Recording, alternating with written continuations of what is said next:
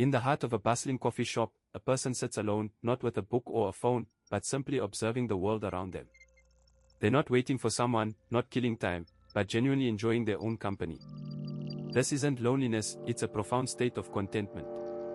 Meet the solitaire, a person who thrives in solitude. Psychologists call this phenomenon self-determined solitude, a state where being alone is not a punishment, but a choice driven by intrinsic motivation, as described by self-determination theory. But what drives these individuals? Why do they find comfort in their own company that others might find unsettling? And what can we learn from their unique perspective on life? As we delve into their world, we'll uncover that what might seem like shyness or aloofness is often a sign of deep introspection and emotional resilience.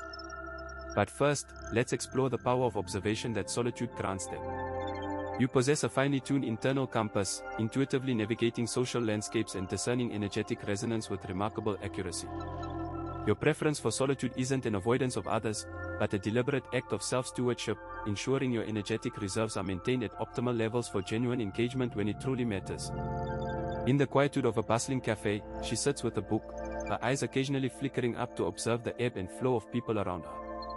She doesn't feel left out, she feels like an anthropologist, studying the social fabric from a safe distance.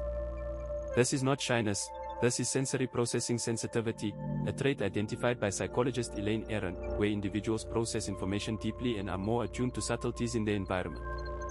She's not avoiding connection, she's discerning it, ensuring her engagement is meaningful and not merely transactional.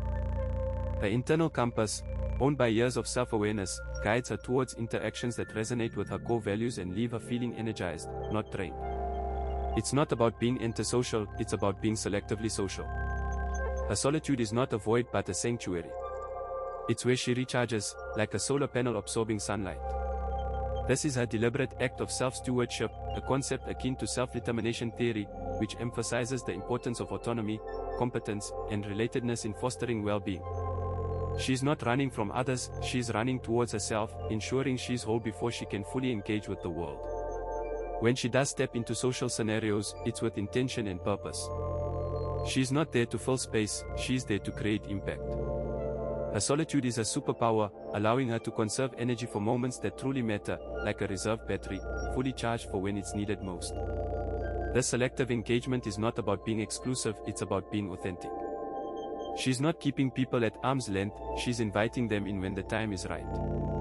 It's a boundary-setting mechanism, a way to protect her energetic reserves and ensure her interactions are genuine. She's not afraid of intimacy, she's cautious of superficiality. Her solitude is a truth, and she shares it with others not as a defense, but as an offering. It's a reminder that connection is not about quantity, but quality. And in a world that often prioritizes the former, her preference for the latter is a quiet rebellion, a testament to her self-awareness and self-respect. It's not about loving solitude, it's about respecting it, and in doing so, respecting oneself. Your mind operates like a high-definition lens, capturing nuances and complexities that might elude a more generalized perception. What others might dismiss as quiet contemplation, you experience as deep data processing, allowing for profound insights and a richer understanding of your internal and external worlds.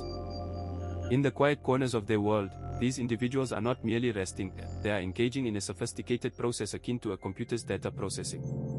This is where the concept of sensory processing sensitivity, SPS, introduced by psychologist Elaine Aron, comes into play.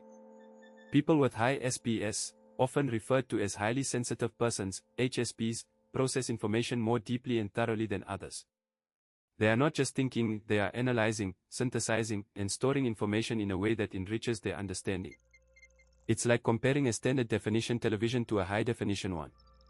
Both show the same scene, but the HD lens captures details, textures, and subtleties that the other might miss. Consider a crowded room, buzzing with chatter and laughter. While others might perceive it as a lively gathering, an HSP might feel overwhelmed by the sheer volume of stimuli. Their mind doesn't just hear the laughter, it analyzes the different pitches, the underlying emotions, the unspoken messages. This isn't mere overstimulation, it's a rich data feed that, when processed, can lead to profound insights about social dynamics, individual emotions, and the subtle cues that others might overlook. It's like having a built-in lie detector, a social radar that picks up on the subtlest of signals. This deep processing isn't limited to social situations. It permeates their entire existence. A walk in the park isn't just a stroll, it's an exploration of textures, scents, and sounds that most people might not even notice. Reading a book isn't just entertainment, it's an analysis of the author's language, themes, and the underlying messages. This is where the philosophical concept of depth psychology, pioneered by Carl Jung, finds resonance. Jung believed that individuals who delve deeply into their experiences and the world around them gain a richer understanding of themselves and their place in the universe. However, this profound processing comes at a cost. It requires mental energy, focus, and often, solitude to fully understand and integrate the wealth of information they've gathered. This is why HSPs often need alone time not to escape, but to process. It's like a computer that needs to defragment and update after a heavy data load. This need for solitude, far from being a sign of antisocial behavior, is a rational defense mechanism, a necessary recharge for their deeply processing minds. It's a testament to their unique way of experiencing the world, a world that, to them, is more vibrant, more complex, and more profound. This understanding leads us to the next question: how does this deep processing shape their interactions with others and their perception of the world? There's a profound integrity in your choices, a refusal to contort yourself into social molds that don't authentically fit. This commitment to your own truth is a quiet rebellion against superficiality, a testament to your respect for your own inner landscape and the value of genuine connection over mere presence.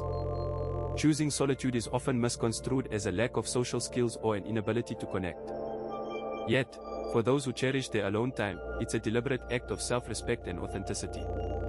This preference aligns with the psychological concept of self-determination theory, which emphasizes the importance of autonomy, competence, and relatedness in fostering well-being.